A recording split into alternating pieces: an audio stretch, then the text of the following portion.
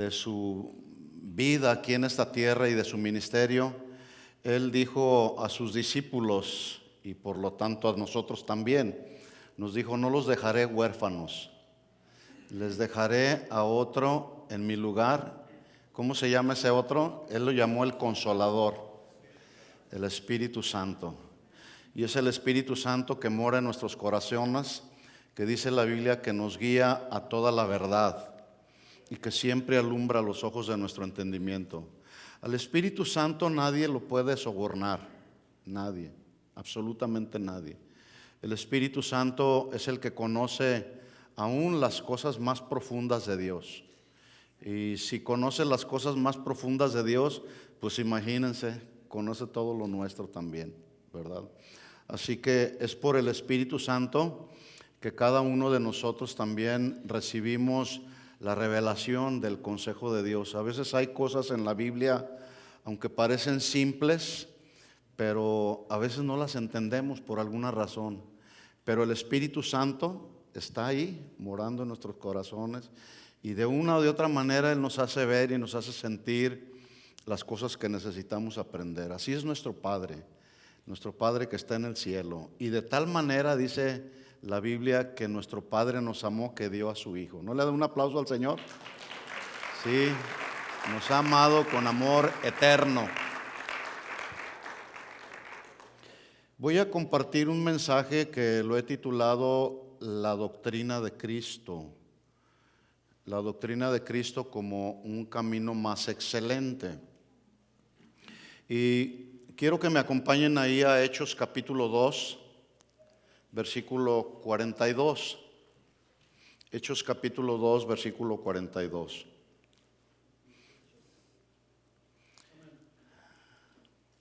Dice la Escritura así: y perseveraban en la doctrina de los apóstoles, en la comunión unos con otros, en el partimiento del pan y en las oraciones. Hasta ahí vamos a leer. Vamos a orar y vamos a pedir que Dios, por su Espíritu Santo, nos hable como siempre lo hace en esta tarde. Inclina tu rostro, cierra tus ojos por un momento y dile con tus propias palabras al Señor: Señor, háblame. En esta tarde nos hemos reunido para alabarte, para adorarte. Nos hemos reunido, Señor, como tu iglesia que somos, una parte de tu iglesia que somos en esta congregación local, para escuchar el consejo de tu palabra. Sabemos que como tú, como nuestro Padre, deseas ministrarnos, aconsejarnos, enseñarnos a través de tu palabra, Señor. Y queremos oír tu consejo, queremos oír tu dulce voz, que siempre nos instruye, que siempre nos amonesta, que siempre nos redarguye también. Así es tu palabra, Señor. Y tu palabra tiene todos esos efectos en nuestra vida, porque tú deseas que estemos preparados para toda buena obra, Señor.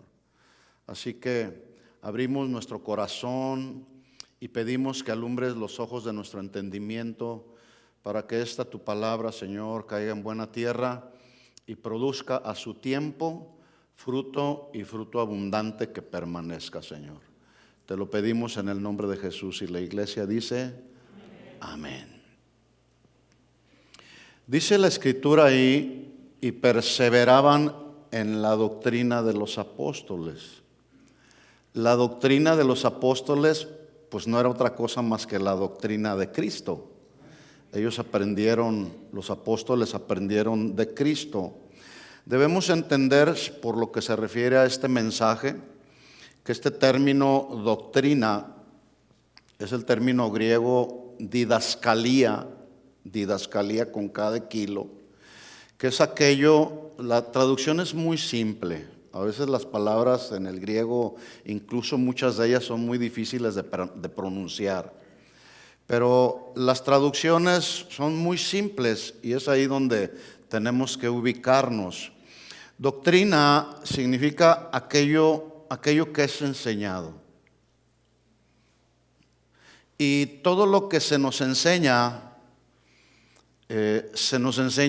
a través de palabras o con palabras, pero también se nos enseña con el ejemplo. De hecho, una de las mejores maneras en que las personas aprendemos es por el ejemplo, ¿verdad? Se aprende por las palabras, se aprende por las instrucciones. Hay muchas maneras en las que todos aprendemos, pero una de ellas, que es una de las mejores, se aprende por el ejemplo. Se cuenta una historia de un padre de familia que tenía un pequeñito que iba creciendo, un pequeñito de 5 años, y el niño siempre andaba atrás de su papá buscando aprender de su ejemplo. Y el papá caminaba para un lado, caminaba para otro. De repente un día salieron al campo y el hijo iba detrás de su papá observándolo. Se aprende por la observación, se aprende por el cuestionamiento, pero también por la aplicación de lo que aprendemos, lo aplicamos a nuestra vida. Y este niño iba ahí mirando a su papá, y de repente el papá llega a un árbol después de haber caminado un buen trecho en un monte. Llega a un árbol muy frondoso y se sienta, saca una cajetilla de cigarros y empieza a fumar. Y del otro lado, de la misma manera, el niño se sienta y saca una cajetilla y empieza a fumar. Bueno, esa clase de ejemplos no son los mejores ejemplos. De esa manera no es la manera en que enseñamos a nuestros hijos, o por lo menos queremos enseñar a nuestros hijos, ¿verdad que no? Entonces, hay buenos ejemplos en la vida y hay malos ejemplos. De todo se aprende. Se aprende del buen ejemplo y se aprende del mal ejemplo. Pero ya depende de cada uno de nosotros cuál es el ejemplo que queremos seguir.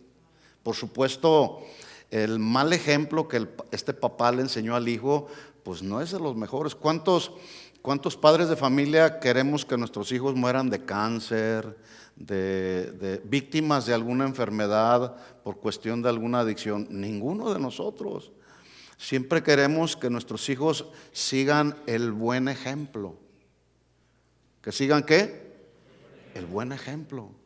Bueno, como cristianos también tenemos la responsabilidad de dar buen ejemplo, aunque también damos malos ejemplos. Entonces, cuando usted mire a algún hermano de la congregación, algún ministro, algunos de nosotros que predicamos, vea el ejemplo, miremos el buen ejemplo. Los malos ejemplos hay que desecharlos, hay que hacerlos a un lado, ¿sí? Para tratar de rescatar lo mejor, porque a veces nos encontramos. Una ocasión yo puse un ejemplo, les puse una hoja y en la hoja puse un punto negro y les pregunté a algunos de ustedes, ¿qué ven aquí? Y algunos dijeron, un punto negro. A veces se nos olvida ver todo lo demás, y nos enfocamos solamente en el punto negro, ¿verdad? No, en la vida cristiana hay que ver las cosas buenas también. Todos ustedes tienen muchas cosas buenas de las que yo como el pastor aprendo también. Mi esposa tiene muchas cosas muy buenas de las cuales yo aprendo. Mis hijos también. Muchos de ustedes tienen cosas muy buenas de las cuales debemos aprender. Pero también hay cosas que no son muy buenas, pero esas hay que irlas desechando, ¿verdad? Con esto que acabo de mencionar, quiero decirles que Jesús, como nuestro máximo ejemplo en todo, Jesús, nuestro máximo ejemplo de todo. ¿Usted quiere ver algún episodio en la vida de Jesús o en la vida de alguien? Vaya a ver a Jesús. Nuestro máximo ejemplo, Jesús, enseñó de diferentes maneras en su vida. Cuando estuvo en esta tierra, en su ministerio, enseñó por parábolas, historias de la vida. Una parábola es una historia de la vida real que contiene una aplicación espiritual. Y así era Jesús. Les hablaba por parábolas acerca del reino de los cielos. Y Jesús decía, el reino de los cielos es como un campo, por ejemplo, etcétera. Pero también Jesús enseñaba a través de preguntas que llevaban a las personas a las que se las hacía, las llevaba siempre a la reflexión. Siempre, siempre. Recuerdo en este momento, me viene a mi mente la historia de aquel joven rico que se acercó con Jesús y le dijo, Señor, ¿qué tengo que hacer para heredar la vida eterna? Y Jesús, tratando de llevarlo al punto de lo que realmente había en su corazón, le dijo, bueno, ¿sabes los mandamientos? Sí, Señor. No solamente los he guardado, los he aplicado a mi vida desde que era un niño. Bueno, te falta una cosa. Una sola cosa te es necesario hacer, te falta. Vende todo lo que tienes, dáselo a los pobres y entonces ven y sígueme. Se fijan cómo a través de una pregunta el Señor lo confrontó con el problema que tenía. Él tenía un problema de amor al dinero. Y la respuesta que le dio a Jesús pues fue dejarlo, porque amaba más sus posesiones, su dinero, que a Jesús. Por cierto, ¿usted a quién ama más? ¿A Jesús o a su dinero, si lo tiene, a su trabajo, a su auto? Porque a veces decimos, ay, amo tanto a mi esposa. Sí, hace unos días yo hablaba con un varón de aquí de la congregación y me estaba explicando de un asunto que él estaba viviendo de la vida diaria. Y a él le preguntaron, ¿qué no me amas? Sí, sí te amo, pero amo más a Dios que a ti.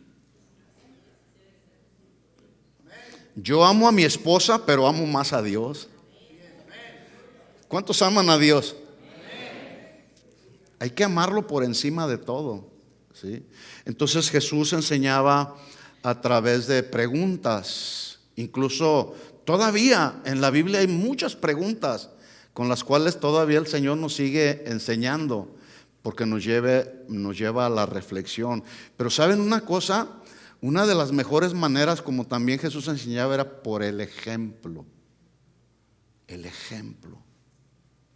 Por ejemplo, en Juan capítulo 13, no lo vamos a leer toda la historia, pero hay muchas historias del ejemplo de Jesús que pudiésemos mencionar, pero solo por mencionar una de tantas. En Juan capítulo 13 aparece la narración ahí cuando Jesús lava los pies de sus discípulos. Todos hemos leído la historia o la hemos escuchado. Y Jesús, a través de lavar los pies de sus discípulos, nos da una enseñanza, y la enseñanza no era el hecho literal de lavar los pies de los discípulos. No. La enseñanza era mucho más profunda que el mero acto literal de lavar los pies de los discípulos. La enseñanza ahí que Jesús, a la cual Jesús se refiere, es que la grandeza del servicio no está en el hecho literal de lavar los pies, sino en un carácter humilde de corazón con el que se lava los pies o con el que se sirve. Porque yo puedo hacer una convocación aquí, vamos a lavarle los pies a todos los hermanos, pero ser un orgulloso, un soberbio. ¿De qué me sirve lavarle los pies a alguien si hay orgullo y soberbia en el corazón? No sirve de nada. Entonces Jesús, en este acto literal, da una enseñanza espiritual muy profunda que tiene que ver con el carácter humilde con el cual todos debemos de servirnos unos a otros y debemos de servir al Señor con humildad. Yo lo he dicho en otras ocasiones y lo repito una vez más, a los orgullosos ni el diablo los quiere. porque Él es igual de orgulloso y de soberbio, ¿verdad? Entonces Jesús enseña con su ejemplo. Y en el capítulo 13, versículo 12, dice Jesús: así que después que les hubo lavado los pies, tomó su manto. El manto que portaba Jesús tiene una representación de autoridad. Si usted lee los versículos anteriores, dice que dejó su manto a un lado. O sea, no es que se haya despojado de su autoridad, es una representación. Porque luego de repente dicen: usted habló ahí de que Jesús dejó la autoridad. No.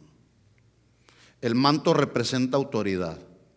Entonces Jesús deja su manto, ¿sí? Y con autoridad y con humildad. Dice que después dejó su manto, le lava los pies a los discípulos. Entonces luego viene y toma de nuevo su manto, vuelve a la mesa y les dijo: miren la pregunta, ¿ustedes saben lo que les he hecho? Acuérdense, las preguntas que usaba Jesús era para llevarnos a la reflexión, y esto lo hace con los discípulos. ¿Ustedes saben lo que les he hecho? ¿Cuál sería la respuesta? Obviamente que sí sabían. Señor, pues nos lavaste los pies. Pero Jesús quería ir más allá, al corazón de ellos. Dice: bueno, si ustedes saben lo que yo les he hecho, que no fue el mero acto de lavarles los pies, dice, entonces, dice, ustedes me llaman maestro y señor, y dicen bien porque lo soy, maestro y señor. Un maestro y un señor con un carácter humilde, con un carácter servicial humilde. Dice: yo lo soy. Versículo 14: pues si yo, el Señor y el Maestro, les he lavado a ustedes sus pies, ustedes también deben lavarse los pies los unos a los otros. Pregunta: ¿este era un hecho literal? O sea, ¿el encargo que Jesús les dejó era un encargo literal? No. Recuerden, la enseñanza tiene que ver con el servicio, pero con el servicio humilde. Porque hay de servicio a servicio. Hay quienes sirven para querer ser vistos, como los escribas y los fariseos, que oraban en las plazas para ser, dice la Biblia, para ser escuchados por los demás. Y luego se sentaban en los lugares de mayor prominencia para ser vistos de las personas. Esa clase de servicio no es un servicio que honra a Dios. Entonces les dice el Señor: si yo les he lavado a ustedes los pies, también ustedes deben de lavarse los pies los unos a los otros. Entiéndase, deben servirse los unos a los otros. ¿Qué tenemos que hacer? Servirnos. No considerándonos, dijo Pablo, no considerándonos a nosotros como mayores que los demás. No, delante de Dios todos somos iguales. Todos somos iguales. Tenemos diferentes responsabilidades, eso sí. Tenemos diferentes responsabilidades, pero Dios nos ve a todos por igual, ¿sí? Entonces, sírvanse los unos, lávense los pies los unos a los otros, versículo 15, porque, ¿qué dice ahí? Palabra clave, ejemplo. Ejemplo. Si te gusta subrayar tu Biblia, subraya esta palabra, ejemplo, ejemplo. Y no solamente subráyala, grábala, grabémosla aquí en las tablas de nuestro corazón. Ejemplo les he dado para que como yo os he hecho, pues ustedes también lo hagan. Jesús daba ejemplo de humildad. De hecho, una ocasión, dice la Biblia, que viendo a las multitudes que estaban desamparadas y dispersas, ¿cómo? Como ovejas sin pastor. Dice que fue movido a misericordia y tuvo compasión de ellas. Y dice el Señor: aprendan de mí. ¿Qué dijo Jesús? Aprendan, porque Él es el maestro. Y el maestro no solamente enseña con palabras, con preguntas, sino con su vida misma.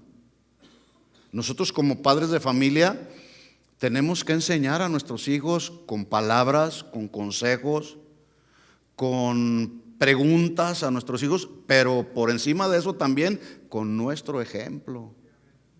¿Cuántos padres de familia dicen amén? Aunque no digan amén, de todas maneras así es. Así es. Entonces el Señor les dice: aprendan de mí, que soy poderoso para hacer milagros.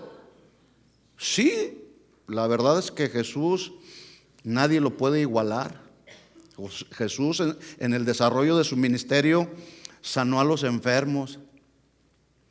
Aquel ciego con el que Jesús se acerca y le dice: ¿qué quieres que haga por ti? Pues la respuesta obvia del ciego: pues quiero ver, Señor. Bueno, conforme a tu fe. Se acercaba con uno. Recuerdo en este momento aquella mujer que se acerca con Jesús y se acercó con fe y extendió su mano, porque decía en su corazón, ella decía en su corazón: si solamente, tan solamente alcanzo a tocar el borde del manto de Jesús, seré salva. Y recuerden ustedes la historia ahí, dice que multitudes seguían a Jesús. Jesús iba en pos de ir a sanar al hijo de un militar. Entonces se acerca este militar y le dice al Señor: Señor, mi hijo está gravemente enfermo. Y Jesús le responde y le dice: miren con el ejemplo. Jesús pudo haber dicho la palabra, pero él le dijo: no te preocupes, voy a ir a orar por tu hijo. Y el hombre se sorprendió y le dijo: Señor, no soy digno de que entres a mi casa. Di la palabra y mi hijo sanará, mi siervo sanará. En ese contexto va Jesús camino a la casa y se encuentra con esta mujer. Y la mujer, de repente Jesús dice: ¿quién me tocó? Y los discípulos le dijeron: Señor, pues, ¿estás viendo toda la multitud que hay y preguntas quién me tocó?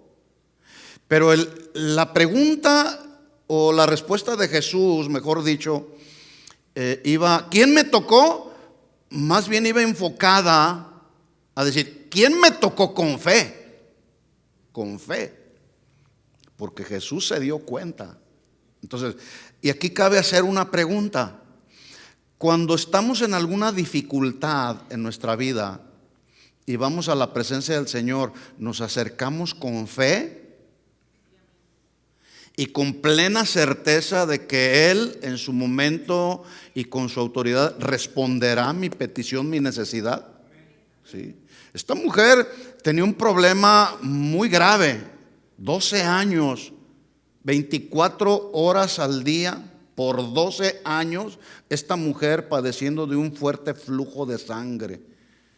¿Se imagina? Incluso las mujeres con flujo de sangre de aquel tiempo eran consideradas mujeres inmundas. Por lo tanto, eso me deja ver también que esta mujer era rechazada.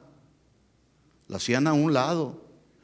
Y esta mujer que se sentía rechazada, triste, angustiada por el azote que traía sobre su propio cuerpo por 12 años, no le importó en ese momento. Ella tenía fe. Y ella sabía que su fe era tan poderosa que con el simple hecho de ir y tocar el borde del manto de Jesús, ella sería salva. Pregunta: ¿fue sanada en ese momento, sí o no? Pero noten ustedes el ejemplo de Jesús. Jesús no volteó y la reprendió: ¿por qué me tocaste? ¿Qué no sabes quién soy yo? No, porque Jesús era manso y humilde de corazón. Por eso dijo: aprendan de mí, que soy manso y humilde de corazón.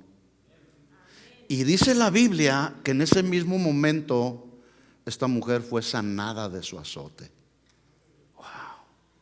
Esa es la doctrina de Cristo, mis hermanos. Si usted esperaba escuchar un mensaje así súper profundo, teológicamente hablando, acerca de la doctrina de Cristo, y la doctrina de Cristo es así de simple. Porque ya dijimos, doctrina significa enseñanza, lo que se enseña.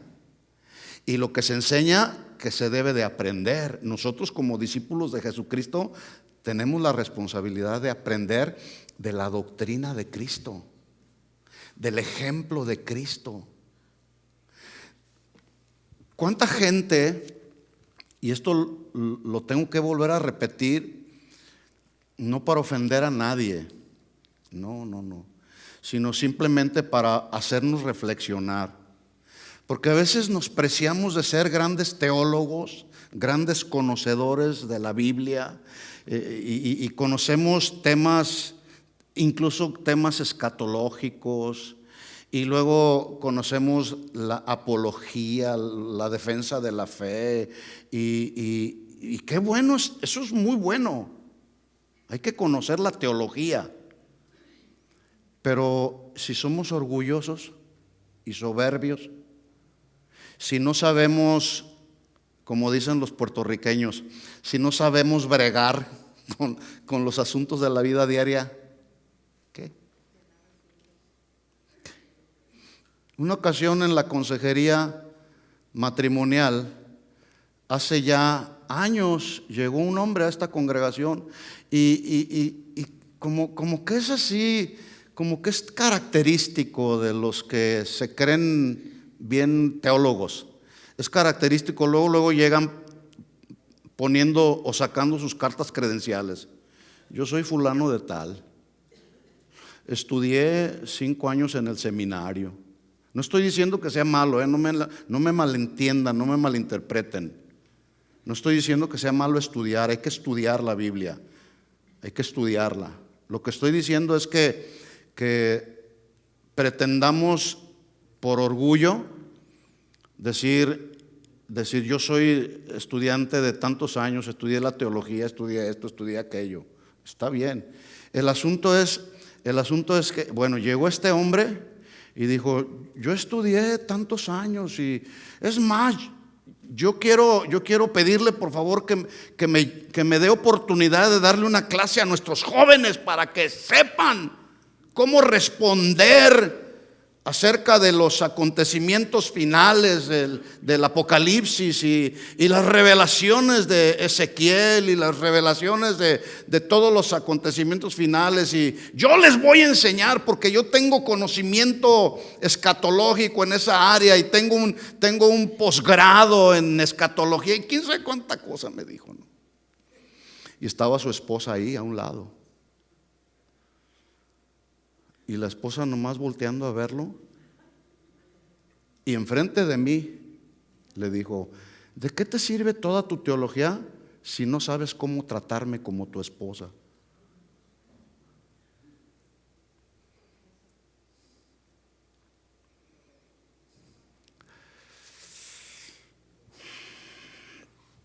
La doctrina de Cristo, mis hermanos, la doctrina de Cristo no es nada complicada.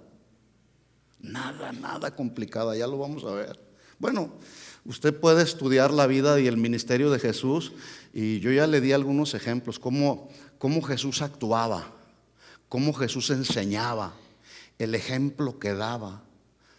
¿Se acuerdan aquella otra? Hoy en la mañana estaba escuchando la historia del ministerio de Jesús y vi, por ejemplo, esa escena cuando le llevan a la mujer sorprendida en el mero acto de adulterio y se ven ahí las escenas y los acusadores venían con todo, hasta la cara se les ve así estaban hasta pálidos de coraje, bien celosos de la ley. Y le dicen, Señor, esta mujer la sorprendimos en el mero acto del adulterio. Y la ley dice que a las tales hay que apedrearlas. ¿Tú qué dices? Le hicieron una pregunta como luego todos los fariseos le hacían preguntas al Señor. con su intención, con su intención. ¿Tú qué dices? Tú eres maestro, a ver, ¿tú qué dices? Y como Jesús se quedó en silencio, le volvieron a insistir: maestro, ¿tú qué dices? Y pues Jesús, fíjense la doctrina de Jesús, la profundidad de la doctrina de Jesús cuando la entendemos así de manera muy sencilla. Les dice: bueno, si alguno de ustedes está libre de cualquier pecado, adelante, adelante, maten a la mujer. Y esas simples palabras de Jesús, pero tan profundas, resonaron en el corazón de los acusadores. Y empezaron a retirarse uno por uno, uno por uno, uno por uno, uno por uno. Uno por uno se empezaron a retirar. Y se quedaron solos la mujer junto con Jesús. Y le dice Jesús: oye, mujer, ¿dónde están los que te acusaban? Yo me imagino a la mujer, estaba así de rodillas y con su cara en el piso, y voltea: Señor, no hay nadie. No hay nadie. ¿Dónde están? Se han ido, Señor. Bueno, ni yo tampoco te acuso. Vete y no peques más.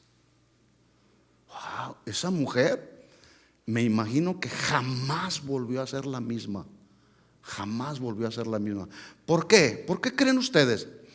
Porque Jesús fue, o esa mujer era favorita, o fue favorita a los ojos de Jesús. No. Porque Jesús vio un corazón completamente arrepentido. Esa es la doctrina de Cristo, mis hermanos. No tiene nada complicado. Nada de complicado. Bueno, la doctrina de Cristo es un camino también por el cual los verdaderos hijos de Dios debemos caminar. Debemos transitar por ese camino si nos decimos cristianos. Entonces, el mejor ejemplo, la mejor manera en la que tú y yo podemos aprender acerca de la vida cristiana es por el ejemplo, por ver el ejemplo de Jesús, la doctrina de Jesús. Bueno, algo así estaba sucediendo con los cristianos de Corinto. Ya hemos dicho que era una iglesia, los cristianos de Corinto eran una iglesia complicada. Como todos los seres humanos, somos muy complicados.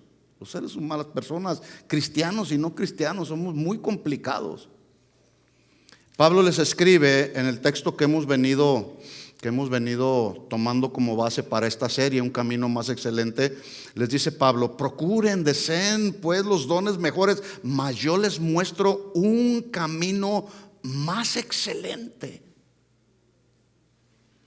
Entendiéndose, aclaro esto, que ya lo he dicho, como camino que tiene que ver con la conducta, con el proceder, con la forma y manera como pensamos, que significa una forma más elevada de vivir cristianamente. Tú y yo como cristianos ya no nos podemos dar el lujo de pensar como piensa el mundo, tampoco actuar como actúa el mundo. En el mundo, la gente que se ofende no descansa hasta desquitar su coraje. Y dicen: este me la hizo y me la va a pagar. Y voy a encontrar el momento de vengarme de la que me hizo. Ese es el mundo. Así piensa el mundo. Y que el mundo piense de esa manera se entiende. Pero los cristianos, buscando venganza, ¿qué no dice la Biblia? Mía es la venganza, yo pagaré, dice el Señor. Esa es la doctrina de Cristo. Si alguien te ha ofendido, si alguien te ha defraudado, si alguien ha hablado mal de ti, a veces ahí andamos ahí queriendo defender nuestra reputación. Es que se trata de mi testimonio. Pues sí, hay que dar un buen testimonio, pero el buen testimonio no se da actuando vengativamente, ¿verdad que no? No. No, no es de esa manera. Entonces, transitar por un camino más excelente tiene que ver con una manera de pensar cristiana muy diferente a como piensa el mundo. Miren ustedes cómo el mundo está el día de hoy. Traen una confusión de identidad los jóvenes tan impresionante. Y no solamente los jóvenes, hasta los adultos. Ay, no sé si soy hombre o soy mujer. ¿No sabes? ¿No sabes? Pues vete en el espejo. No es difícil. ¿Se fijan cómo somos complicados los seres humanos? Ay, es que estoy atrapado en el cuerpo de un hombre. Soy mujer, pero estoy atrapado en el cuerpo de un hombre. Puros asuntos. Están desequilibrados mentalmente la gente de este mundo. Miren hasta dónde esa mala influencia y ese mal ejemplo del mundo se ha metido. El día de hoy existen iglesias para homosexuales.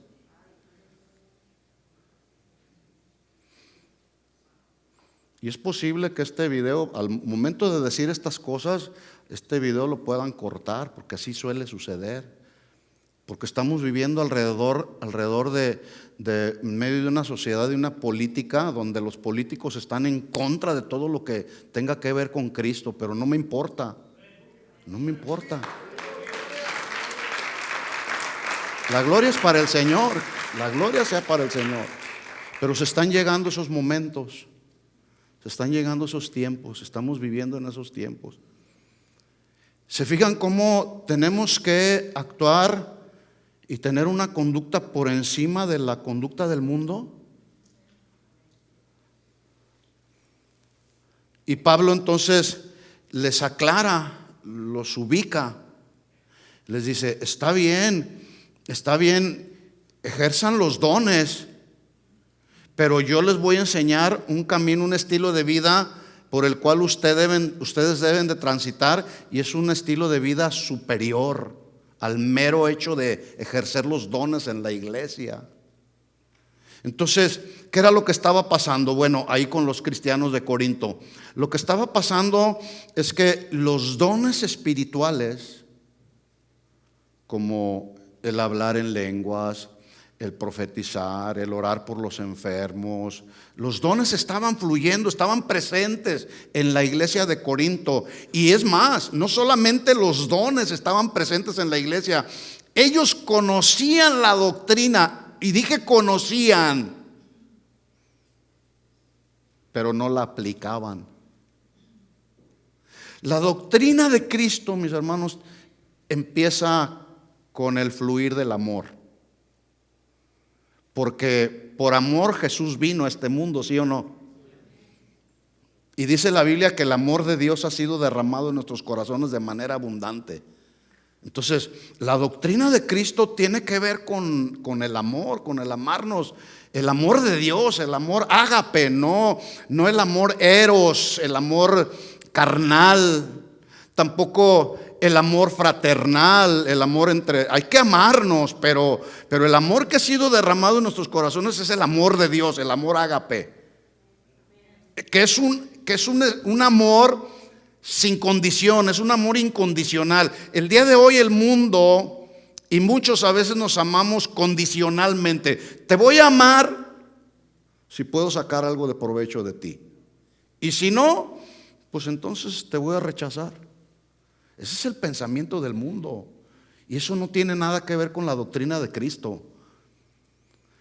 Entonces ellos conocían la doctrina, pero no la practicaban. Y entonces Pablo se da cuenta y les dice: hermanos corintios, está bien que fluyan en los dones, que fluyan, oren unos por otros, que hablen en lenguas y todo, pero a ustedes les falta amarse, les falta el amor. Miren, por ejemplo, cuando ellos celebraban la cena del Señor, dice la historia, y ahí mismo la Biblia lo narra, que de repente Pablo les tuvo que exhortar a que lo hicieran ordenadamente, porque unos se adelantaban Incluso los que tenían más posibilidades económicas, porque después de recordar la cena del Señor, el pan, el fruto de la uva, después hacían convivios, fraternizaban entre ellos, había coinonía entre ellos. Pero los que tenían llegaban con unos banquetes impresionantes, pero la intención del corazón no era compartir, la intención del corazón era humillar a los que no tenían.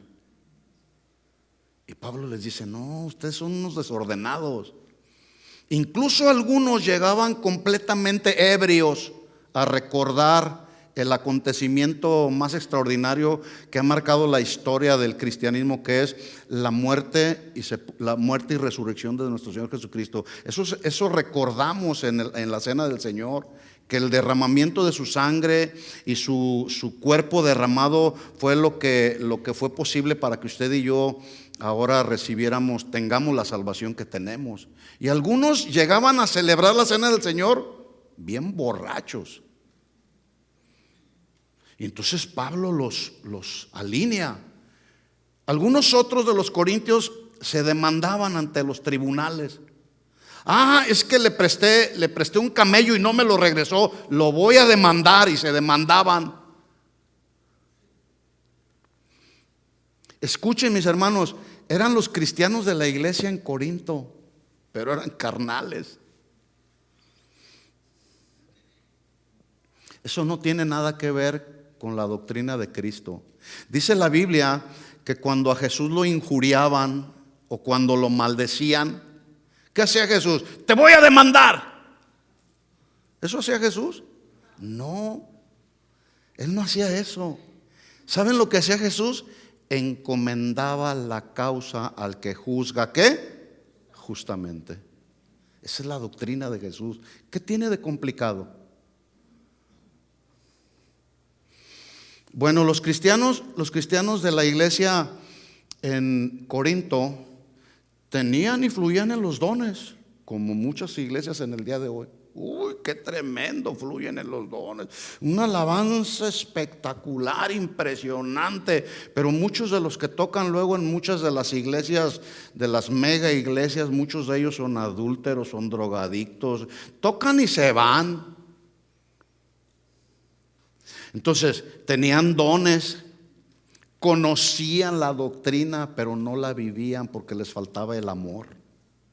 Y entonces eso los llevó a tener pleitos, divisiones, discordias, egoísmo, orgullo. Unos se creían más sabios que otros, otros se creían más espirituales y más inteligentes que otros. Y todo este tipo de cosas de la carne empezaron a plagar la iglesia.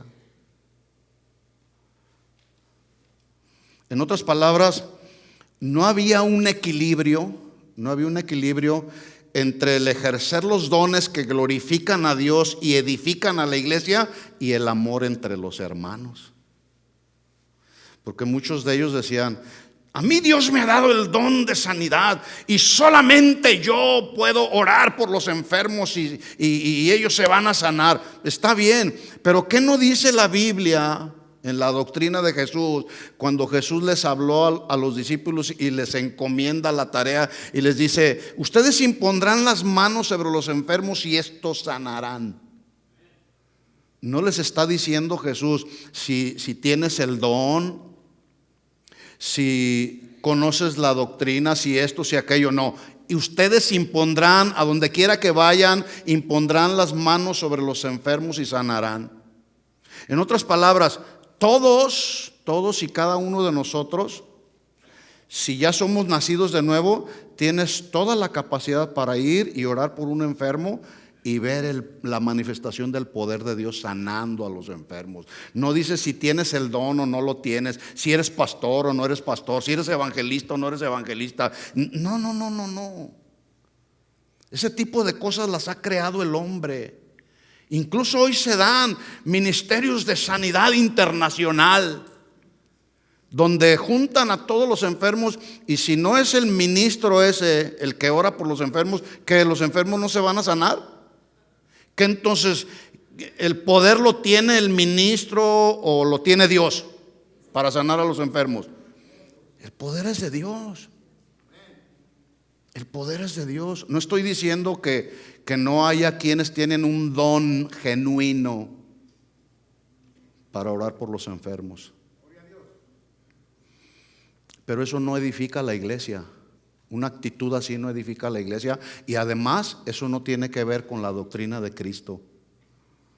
Entonces Pablo les escribe para hacerlos entrar en un equilibrio y les dice: está bien, procuren los dones, pero yo les muestro un camino más excelente. Está bien que hablen en lenguas, está bien que profeticen, está bien que entiendan los misterios de Dios. Hay que entender los misterios de Dios.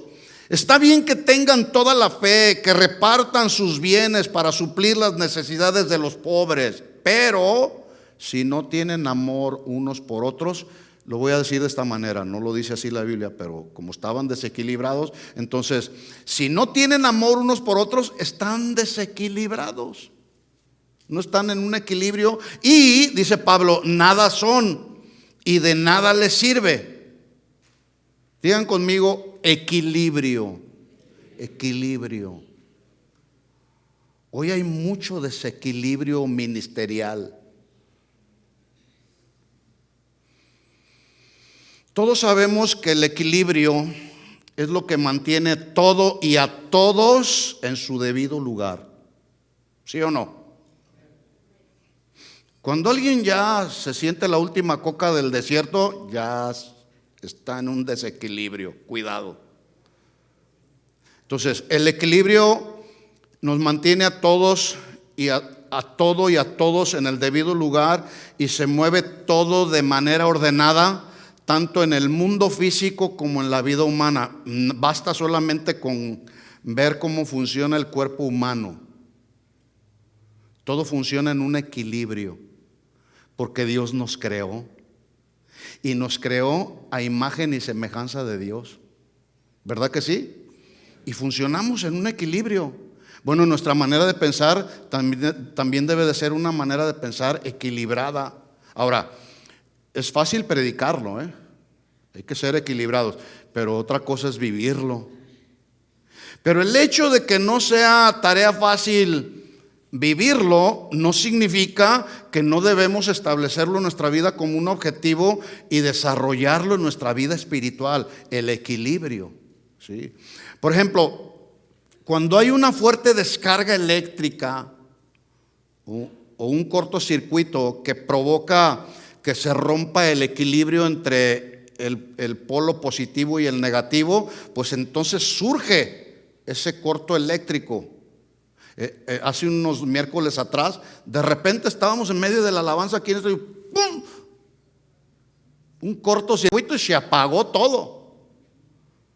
Y entonces entramos en un desequilibrio, porque de pronto tinieblas y ya no se ve bien, y el sonido se apagó aquí, y así como se fue, así regresó. Gracias a Dios, seguimos con nuestro servicio. Bueno, cuando hay un desequilibrio en nuestra vida cristiana, cuando ya nos desequilibramos, nuestra vida espiritual recibe una sobrecarga en nuestra batería interna, entiéndase el corazón. Se desata un cortocircuito aquí en nuestro corazón, provocando que dejemos de orar. Se provoca que se deje de leer la Biblia. Nos desconectamos de la fuente de energía espiritual que nos mantiene en un equilibrio. Y entonces empezamos a desequilibrarnos en la vida cristiana.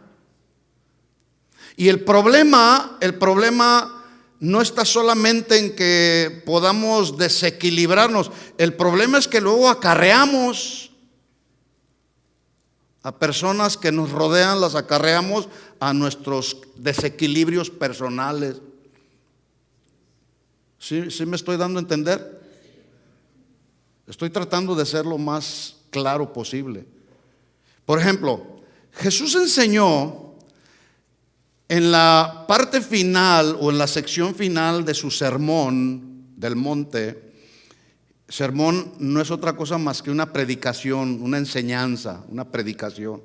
Y en su enseñanza, en su predicación, ya en la última sección del Sermón del Monte, en Mateo 7:24, textos que todos conocemos, Él dijo, cualquiera que me oye estas palabras y las hace.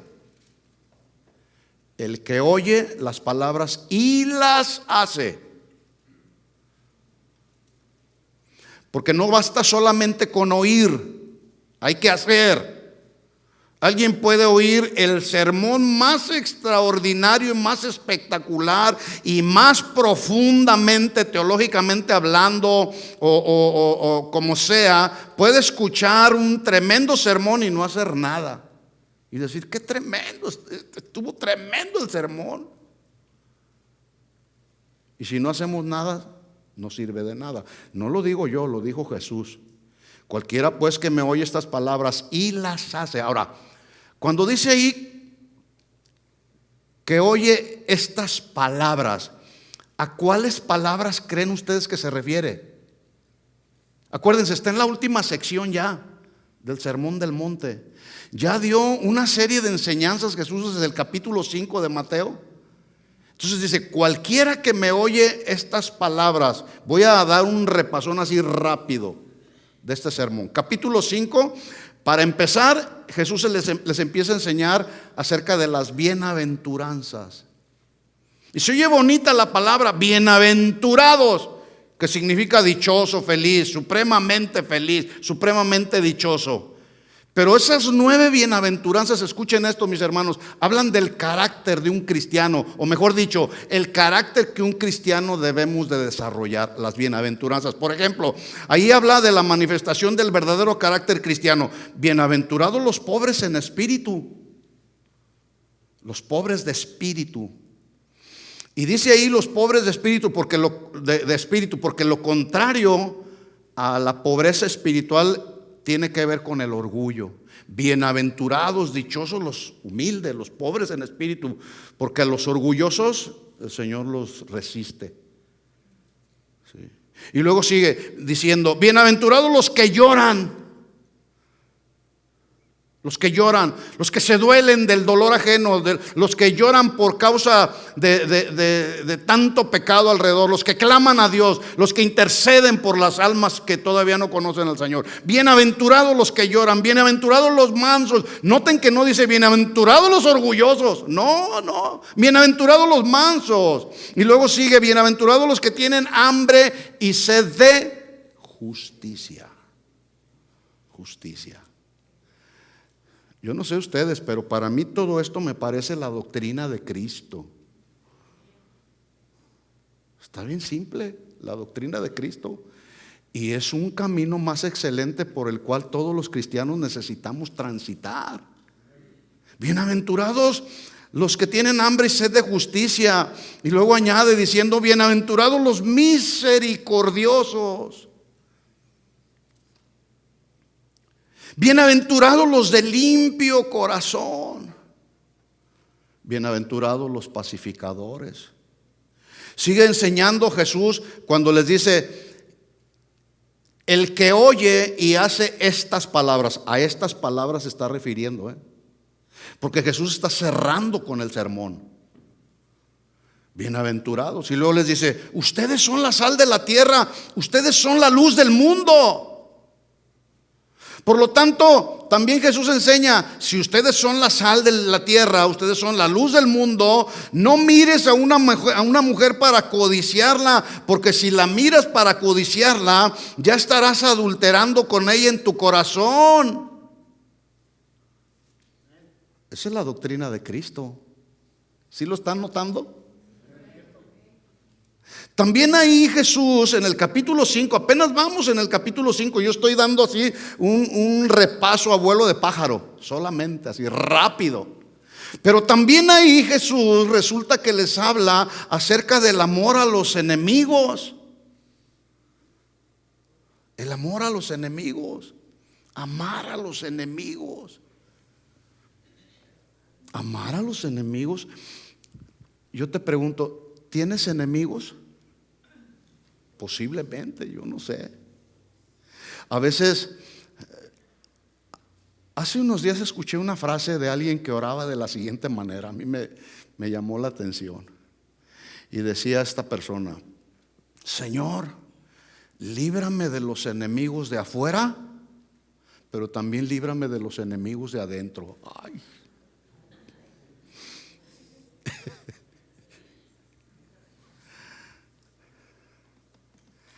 Bueno, la doctrina de Jesús habla de amar a los enemigos.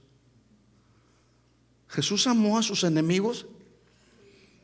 ¿Pudo fulminarlos Jesús? Sí, esos escribas y esos fariseos que tanto estuvieron ahí molestando al maestro, que nomás andaban buscando a ver en qué palabrita se equivocaba para acusarlo. O sea, dejaban de ver que Jesús era compasivo, era misericordioso, era manso, era humilde, que sanaba a los enfermos, que liberaba a los endemoniados. Pero no se equivocara en una palabra. Por ejemplo, viene a mi mente en estos momentos aquel joven que el Señor lo sana en el día de reposo. Era un ciego que el Señor lo sana en el día de reposo. Y vienen ahí los acusadores, inmediatamente le dicen al muchacho: oye, ese que te sanó, ¿que no eras tú el que estaba ciego allá? Sí, yo soy, pero ahora veo. Bueno, es que ¿quién fue el que te sanó? Pues me sanó un hombre llamado Jesús. Ese hombre llamado Jesús es un pecador. Y este joven, incluso los mismos acusadores: a ver, llama a tu papá, llama a tu mamá. Y vienen ahí el papá y la mamá y les preguntan los acusadores: ¿ese es tu hijo? Sí, es mi hijo. ¿Nació ciego? Sí, nació ciego. ¿Quién lo sanó? Pues pregúntenle a él, ya tiene edad suficiente como para que él les responda. Y entonces van con él: ¿quién te sanó? Pues me sanó Jesús. Pero es que ese es un pecador. Pues a mí no me importa si es un pecador. Lo único que yo puedo entender es que antes yo era ciego y ahora veo. Dale el aplauso a Jesús. Sí, Él lo merece.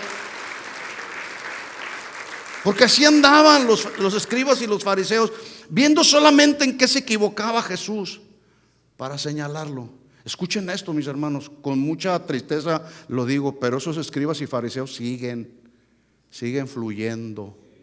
Siguen fluyendo. Pero ¿qué tenemos que hacer con ellos? Orar.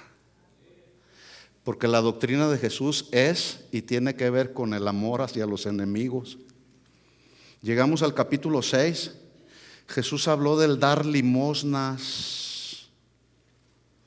¿El dar qué? Limosnas. Pero el dar limosnas con una actitud correcta. Con una actitud correcta. Cuando tú des limosnas, enseñó Jesús ahí, no lo hagas como los hipócritas. No, que tu mano derecha no sepa lo que hace la izquierda. Simplemente bendice y ya. Con la actitud correcta. Esa es la doctrina de Jesús. Y luego habla Jesús ahí: no hagan tesoros en la tierra, hagan tesoros en el cielo. Capítulo 7 les habla juzgar a los demás y les dice: no juzguen, más bien antes de que vayas a juzgar, saca la viga de tu ojo derecho. Y entonces sí, si ya te aseguraste de sacar la viga de tu propio ojo, pues entonces, pero no, a veces lo que hacemos es y traemos una viga de este vuelo que nos impide ver. Bueno, todo esto, mis hermanos, que acabo yo de mencionar así rápidamente, 5, 6 y 7 de este sermón del monte, es y será siempre la doctrina de Cristo.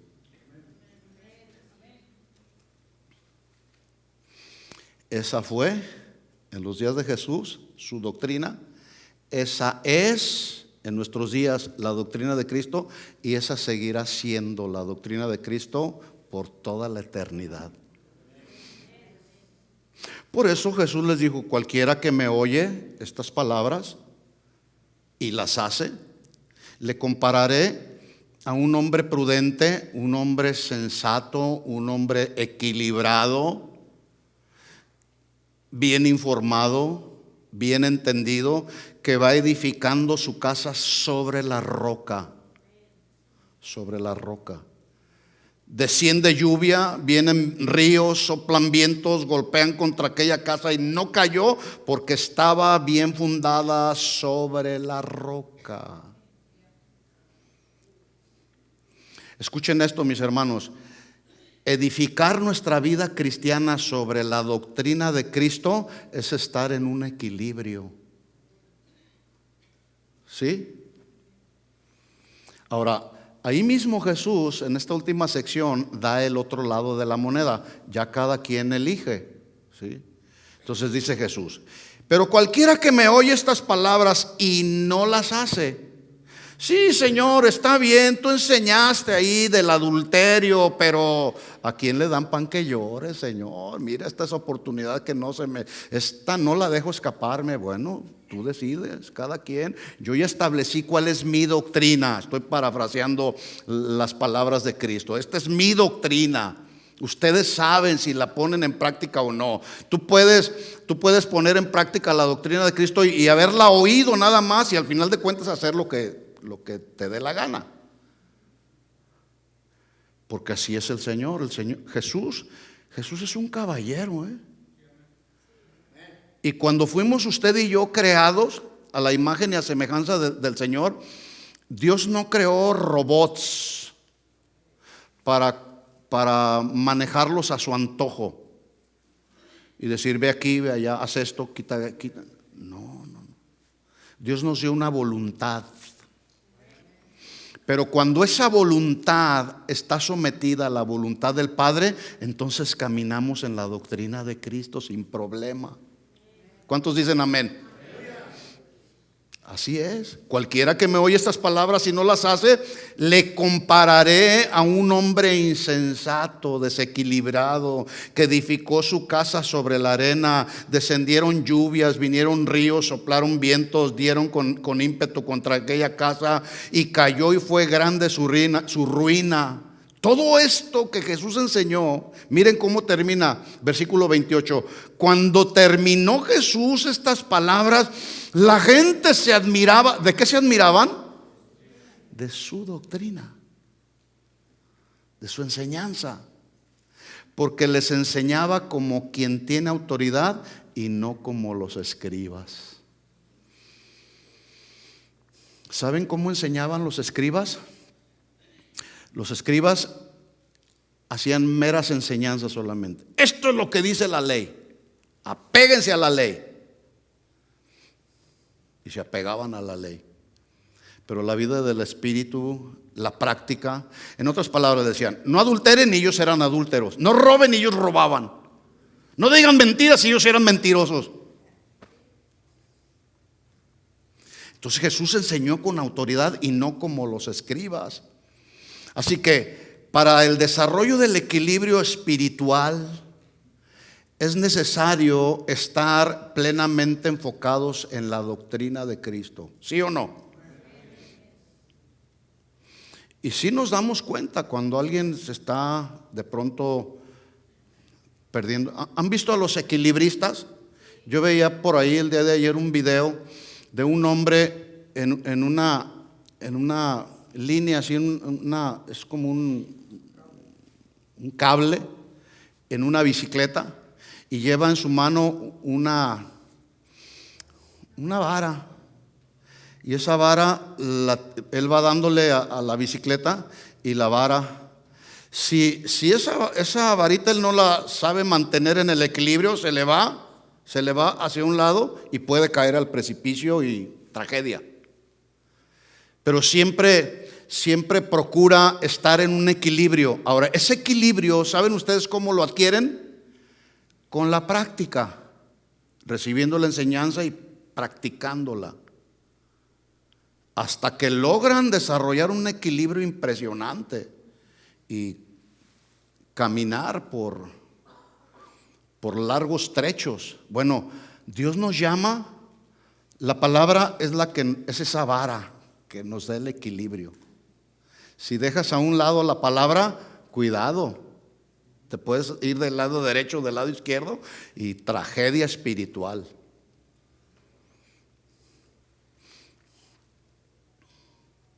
Bueno, estar equilibrados espiritualmente es estar, vuelvo a repetir, plenamente enfocados en la doctrina de Cristo. Es estar apegados a la doctrina de Cristo, y esto nos ayudará a mantenernos en un equilibrio cuando hablamos de Cristo. Cuando vivimos a Cristo. La vida cristiana consiste en hablar de Cristo, de la obra redentora de Jesús, pero también vivir a Cristo, o de acuerdo al ejemplo de Cristo.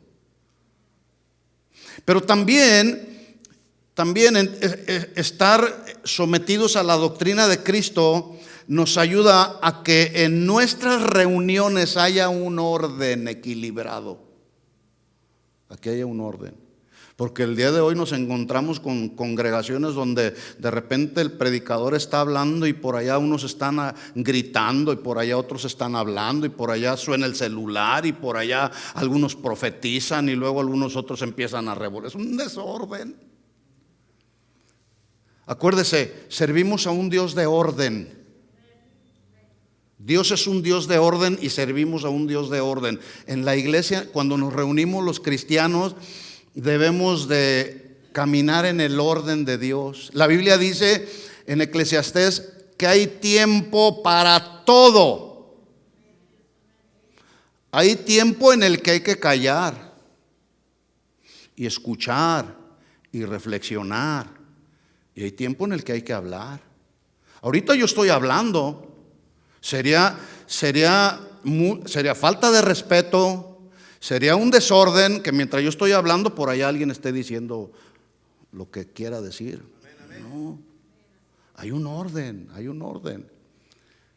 Y después, si usted tiene algo que decir, pues con todo respeto, con educación, con prudencia, adelante. ¿Estamos de acuerdo en eso? Jesús era ordenado. Jesús no permitía el desorden. Cuando llegó con aquella jovencita que estaba enferma, había un montón de gente alrededor ahí, en la habitación donde estaba la niña. Y algunos estaban llorando, algunos otros estaban gritando. Y cuando llega Jesús, les dice: sálganse todos. Y sacó a todos. Y entonces el Señor habla con el enfermo que supuestamente estaba muerto. Le dice: levántate. El jovencito, la señorita, levántate. Pero sacó a los que estaban ahí incurriendo en desorden, ¿sí? Entonces, cuando nos apegamos a la doctrina de Cristo, podemos evitar excesos en nuestras reuniones, desórdenes, predicaciones que luego rayan en herejías. Dije herejías, no equivocaciones, porque luego solemos equivocarnos. ¿Estamos de acuerdo en eso? ¿O ustedes ya no se equivocan? No, somos imperfectos, todos nos equivocamos. A veces decimos Abraham por haber dicho Moisés, o qué sé yo, equivocaciones muy humanas. Pero de esas equivocaciones a herejías, pues ya, entonces sí, ya eso ya debe de haber un orden. Cuando ya se habla una herejía, ya hay un desequilibrio en la doctrina de Cristo, o manifestaciones muy extravagantes de emocionalismos o de meros ritualismos. Eso ya no entra en el equilibrio, ¿sí?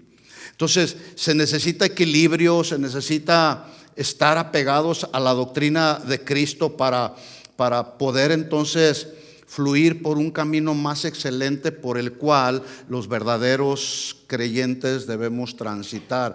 Pablo, siendo un diseñador y constructor de fundamentos espirituales, él llamó una vez más a los corintios que eran desordenados, los llamó a mirar cómo se sobreedifica. En 1 Corintios 3:11, rápido lo leo, dice: porque nadie puede poner otro fundamento que el que está puesto, el cual es Jesucristo. Ya no hay otro fundamento, ya no lo hay.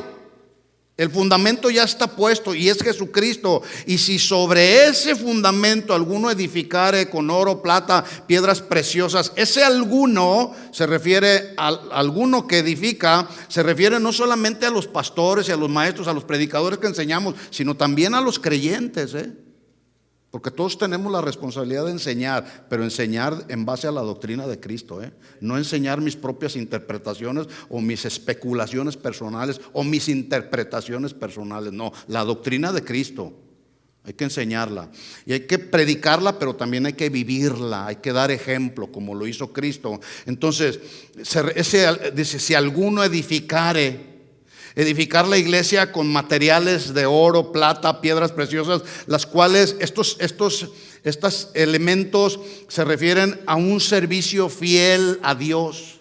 Hay que edificar de manera fiel, con los materiales de más alta calidad que ayudan a la sana edificación de la iglesia. Y para hacer uso de los mejores materiales de más alta calidad que edifiquen la iglesia, aquí está la doctrina de Cristo. No tenemos que andar rebuscando nada. Y hay que enseñarla con claridad, con sencillez. Pero dice Pablo, está al otro lado: si alguno edificare con madera, heno, hojarasca, que se refiere a materiales que solamente representan un servicio superficial, sin compromiso. Dice el versículo 13: la obra de cada uno se hará manifiesta, porque el día lo declarará, pues por el fuego será revelada. Y la obra que cada uno manifieste, cual sea, dice Pablo, el fuego la probará. Si tiene que ver con la doctrina de Cristo, va a permanecer. Si tiene que ver con nuestras interpretaciones personales, se van a esfumar inmediatamente. Entonces, ¿qué es lo que hace madurar a un creyente? La palabra, el mensaje del evangelio. Eso es lo que nos hace madurar.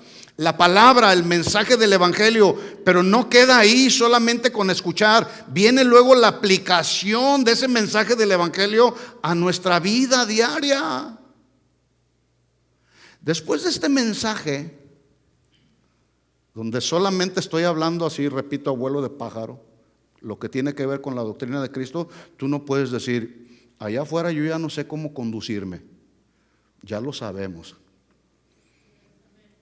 Ya lo sabemos después de escuchar esto. Y hay una responsabilidad.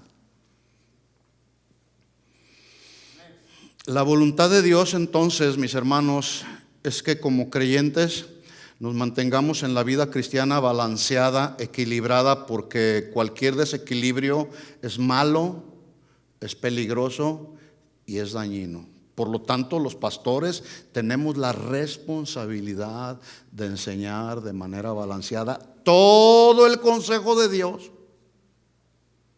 ¿Qué dije? Todo el consejo de Dios. Les leo un texto. Pablo hablando a la iglesia de Éfeso en Hechos capítulo 20, versículo 26. Está Pablo por despedirse, reúne a los pastores, a los ancianos de la iglesia de Éfeso y les dice, Hechos 20, 26: por tanto, yo les protesto en el día de hoy que estoy limpio de la sangre de todos, versículo 27, porque no he rehuido o no he rehusado anunciarles todo el consejo de Dios, para que una congregación local sea sanamente edificada y sus miembros mantengan un equilibrio en la vida cristiana. Es necesario, escuchen esto, enseñar todo el consejo de Dios. Y todo el consejo de Dios tiene que ver con la predicación de la doctrina de Cristo. Primero, del infinito, del incomprensible amor de Dios para con toda la humanidad. Por eso dice la Biblia en Juan 3:16, porque de tal manera amó Dios al mundo. Ahí empieza la doctrina de Cristo. De tal manera amó Dios al mundo, que ha dado a su Hijo unigénito, para que todo aquel que en él cree no se pierda, mas tenga vida eterna. 17, porque no envió Dios a su Hijo al mundo para condenar al mundo, sino para que el mundo sea salvo por él. 18, y el que en él cree no es condenado, pero el que no cree ya ha sido condenado, porque no ha creído en el nombre del unigénito Hijo de Dios. Eso tiene que ver con el consejo de Dios, todo el consejo de Dios. Pero también parte del consejo de Dios tiene que ver con hablar y predicar acerca del pecado y sus consecuencias. ¿Sí o no? Sin embargo, el día de hoy hay quienes dicen, no hables del pecado porque se nos va la gente. No confrontes a la gente con su pecado porque se nos van a ir. Y si se nos va la gente, pues se nos van las ofrendas. Sí los hay. Usted se ríe, pero sí es cierto, sí los hay. Entonces la gente empieza a predicarle a la gente, como dice el pastor Chuyo Olivares, al gusto del cliente. Predicaciones al gusto del cliente. No, aquí está la sana edificación de la iglesia, aquí está la doctrina de Cristo. Esa hay que predicarla siempre, en todo momento, cada instante. Pablo le dijo a Timoteo: te encarezco delante de Dios, te confronto delante de Dios, que prediques la palabra a tiempo y fuera de tiempo. Cuando a Pedro y a Juan los escribas y los fariseos y los depredadores del cristianismo los acosaron y les dijeron, les prohibimos que ustedes sigan predicando en el nombre de ese Jesús del que ustedes predican. ¿Y sabes qué respondió Pedro? Es necesario obedecer a Dios antes que a los hombres.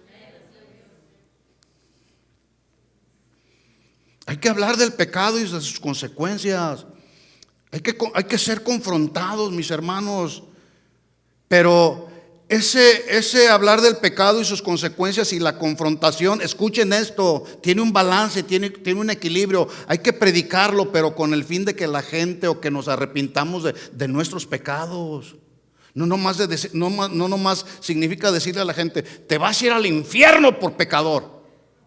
Sí, pero arrepiéntete, porque el corazón de Dios es no queriendo que ninguno perezca, sino que todos procedan al arrepentimiento. Por eso hay que confrontar a las personas con el pecado. Incluso a los que ya somos nacidos de nuevo, hay que ser amonestados cuando estamos incurriendo en alguna conducta pecaminosa. Hermano, corrige tu camino, arrepiéntete. En su primer discurso, el apóstol Pedro, después de haber sido investido con el poder de lo alto, con la unción del Espíritu Santo, él predicó la doctrina de Cristo. No predicó sus experiencias, y predicó del pecado y sus consecuencias. Y les habló y les dijo: ustedes fueron los que dijeron: crucifícalo, crucifícalo. Ustedes mataron a Jesús, pero ese al que ustedes condenaron, dice la Biblia que el Señor lo ha hecho Señor y Rey para la gloria de Dios. Y dice la Biblia que después de ese tremendo mensaje, su primer mensaje del apóstol Pedro, dice que la gente, dice que fueron compungidos de corazón. Esa palabra compungir habla de que les pegó en el corazón como un dardo. Aquí en el corazón, que era la palabra. La palabra ese es el efecto que hace cuando estamos receptivos a ella, a la doctrina de Cristo. Pega. Y entonces les vino convicción de pecado y dijeron: ¿ahora qué hacemos? Y Pedro no les dijo: ven y trae tanta ofrenda para que entonces te arrepientas de tus pecados. No. Arrepiéntanse de sus pecados y bautícense en el nombre de Jesucristo, y entonces recibirán la salvación y el don del Espíritu Santo. ¿Cuántas personas se convirtieron? 3,000 personas. 3,000 personas se convirtieron en su primer mensaje. En su segundo mensaje, de igual manera. El mensaje fue y tenía que ver con la doctrina de Cristo, hablar del pecado y sus consecuencias, ser confrontados, pero los llevó al arrepentimiento. ¿Cuántas otras personas se convirtieron? 5,000 personas más. Oiga, una iglesia que empezó con 120 personas reunidas ahí en el aposento alto, orando, no estaban perdiendo el tiempo. Estaban clamando, estaban esperando la promesa del maestro que les dijo: no se vayan de Jerusalén, vayan ahí, esperen la promesa. Y una vez que les haya llegado la promesa, ustedes me serán testigos en Jerusalén, en Judea, en Samaria y hasta lo último de la tierra. Pero esperen, no se muevan de este lugar hasta que sean investidos de poder de lo alto. Y ese poder de lo alto cayó el día de Pentecostés, y todos fueron llenos con el Espíritu Santo y comenzaron a hablar en otras lenguas. Tuvieron una experiencia extraordinaria que los cambió completamente, y eso llevó a Pedro a predicar un mensaje poderoso contra el pecado y sus consecuencias. Y esa iglesia que comenzó con 120 personas, en el capítulo 4 ya eran 8,000 personas. Termino con esto. ¿Sabe usted qué hacían las primeras 3,000 personas? Usted lo puede leer el capítulo 2 del libro de los Hechos. Por ahí en el versículo 42, después de ese mensaje poderoso de Pedro, en el cual se convirtieron 3,000 personas, dice el versículo 42 que toda esa gente que se convirtió de corazón, nacieron de nuevo verdaderamente. ¿Sabe usted lo que hacían? Estos primeros 3,000 cristianos, ¿sabe usted lo que hacían? Y sin duda los otros 5,000 también, los 8,000, ¿sabe usted lo que hacían? Perseveraban en la doctrina de los apóstoles, que era la doctrina de Cristo. El primer texto que yo leí al principio, Hechos 2:42, y perseveraban en la doctrina de los apóstoles, en la comunión unos con otros. Comunión. Perseveramos en la doctrina, nos aferramos a la doctrina, vivimos la doctrina de Cristo, pero también tenemos comunión los unos con los otros. Una comunión respetuosa, una comunión fraternal. Hablamos, nos amamos, nos respetamos, comunión unos con otros en el partimiento del pan, que tenía que ver con el recordar la cena del Señor. Y lo hacían de manera ordenada, perseveraban, constantemente estaban ahí en la doctrina y luego en la comunión y luego en recordar la cena del Señor, y en cuarto lugar en las oraciones. Perseveraban en eso. Y luego más adelante usted puede ver el estilo de vida de los primeros cristianos. El estilo de vida, una vida cristiana muy por encima de lo ordinario. Dice que los que tenían en común todas las cosas. Y los que tenían, vendían las cosas que tenían para ayudar a los que no tenían. Eso es vivir la doctrina de Cristo. Nos hace falta tanto volver a esos tiempos, mis hermanos. Nos hace falta tanto regresar a la doctrina de Cristo, que yo espero, y el deseo de mi corazón es que en este mensaje Dios esté hablando a tu corazón y digamos: Señor, quiero vivir tu doctrina, la doctrina práctica, perseverar en la doctrina, pero no solamente conocer la doctrina, sino vivirla. Y si ves a tu hermano tener una necesidad y tienes la posibilidad de ayudarlo, ¿por qué no ayudarlo? O si ves que el hermano se desanimó y tú tienes una palabra que puede alentarlo, vamos a alentarlo. Vamos a decirle al hermano: adelante, hermano, sí, adelante, hasta el final de la carrera. Hay que ser fieles hasta la muerte. Pero a veces vivimos la vida cristiana tan indiferentes, peleándonos unos con otros, cuestionándonos unos a otros y diciendo tanta cosa de la carne unos con otros, que eso nos hace perder el tiempo. Hermanos, hoy en la mañana que estábamos orando allá, Dios nos llevó a orar y a clamar a Dios: Señor, sabemos que tu venida está muy cercana ya. Y tu iglesia dice: ven pronto, Jesús, ven, Jesús, que tu iglesia te espera. ¿Cuántos están esperando al Señor? Yo estoy esperando al Señor. Y debemos, la iglesia verdadera de Jesucristo, debemos clamar: ven, Señor Jesús, que tu iglesia te espera. Pero antes de que vengas, Señor, antes de que vengas todavía, trae más almas a tu reino, atráelas con cuerdas de amor. Pero ¿sabe a quién Dios va a usar? A sus hijos. A nosotros, los verdaderos hijos de Dios, nos va a usar para atraer a otros con cuerdas de amor a los pies de Cristo. Pero necesitamos vivir la doctrina de Cristo. Necesitamos tener compasión, tener misericordia, ser mansos y ser humildes de corazón, ser pacificadores, tener hambre y sed de justicia. Todo lo que tiene que ver con la doctrina de Cristo.